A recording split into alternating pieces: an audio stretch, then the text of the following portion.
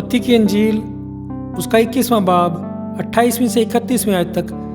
तुम क्या समझते हो? एक आदमी के 2 बेटे थे।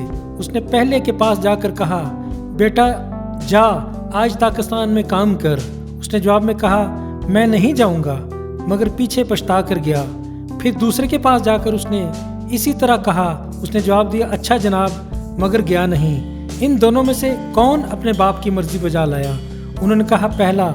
यसू ने उनसे कहा, मैं तुमसे सच कहता हूँ कि महसूल लेने वाले और कसबियाँ तुमसे पहले खुदा की बादशाही में दाखिल होती हैं। आमीन। इस तमसील में हम ये सीखते हैं कि जो सिर्फ जुबान से बड़े बड़े दावे करते हैं और अमली तौर पर कुछ नहीं करते, और दूसरी तरफ वो लोग जो बज़ाहिर खुदा से प्यार ना करने वाले मालूम होते हैं, वो पछतावे के बाद खुदा से ज़्यादा मोहब्बत करते हैं और उसकी फर्माबरदारी करते हैं। ऐसे लोगों को हमें कदर की निगाह से देखना चाहिए और ज़ाहरी रख रखाव से कभी मुतासर नहीं होना चाहिए।